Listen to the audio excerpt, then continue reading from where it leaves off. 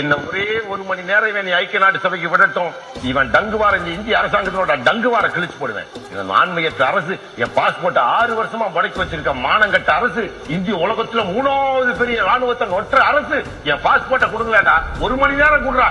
ஒப்பனுக்கு பிறந்திருந்தா கொடுறா, உனக்கு நான் ஒரு பாடத்தை கொடுத்துறேன். ஒப்பனுக்கு பிறந்திருந்தா ஏதாவது ஊழலா 182 நாடு போயிருக்கிறேன். 4000 முறை இந்த நாட்டை விட்டு வெளியே போய் உள்ள வந்திருக்கேன். எங்கிட்ட இருந்து ஒரு பின்னூசி கூட பறிமுதல் செய்யல. எங்கிட்ட இருந்து ஒரு சட்ட மீறல் பண்ணல. என்ன மயிருக்கு என் பாஸ்போர்ட்டை குடிக்க வச்சிருக்கிற நீ? இந்தியா அரசாங்கத்தின் பாதுகாப்பு கெட்டு போயிரு. என்ன கெட்டு போயிரு? என்னால உன்னோட அயோக்கியத்தனம். இந்த மக்களை நீ ஏமாற்றி இருக்கிறாய். 21 கோடி பேர் கொண்ட இந்த இந்திய துணைக்கண்டத்தின் மிகப்பெரிய ஒரு இடத்துக்கு சேர வேண்டிய பங்குகளை 2% கொண்ட ஒரு ஆரிய வர்க்கத்தினர் துருக்கி கொண்டு எங்களை பாக்குறது.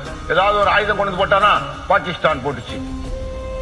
இந்த நாட்டை நேசித்து, இந்த மலையை நேசித்து, மக்களை நேசித்து, அரசியல் சாசன சட்ட குப்பைகளை நேசித்து, முடிவு என்னுடைய பள்ளிவாசலை பறிகொடுத்து என் மக்களின் ஜீவாதார உரிமைகள் பறிகொடுக்கப்பட்டன. இன்று பிளாட்பாரத்தில் வாழ்கிற 3ஆம் தர குடிமகனாக ஆக்கப்பட்டோம். ஒரு காலத்திலே முடிசூடா மன்னனாக வாழ்ந்த என்னுடைய இனம் இன்று 3ஆம் தர குடிமகனாக ஆக்கப்பட்டதற்கு காரணம் நாங்கள் வஞ்சிக்கப்பட்டோம். அதற்கு ஆதாரங்களை அடுக்கி வைத்திருக்கிறோம். தெளிவான விளக்கத்தோடு இருக்கிறோம்.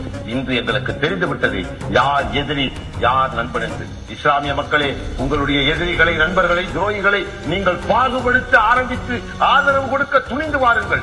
அந்த காலகட்டத்தில் தான் இந்தியாவின் வரலாறை இன்னொரு முறை இஸ்லாமிய மக்கள் நிச்சயம் எழுதுவார்கள். அந்த காலகட்டம் வரும்பொழுது இன்றைய தலைவர்களாக சுத்திக் கொண்டு திரிகிற இஸ்லாமிய துரோகிகள் அவர்களின் எலும்பு கூட்டுகளை தூக்கி இந்த இஸ்லாமிய மக்கள் எரிப்பார்.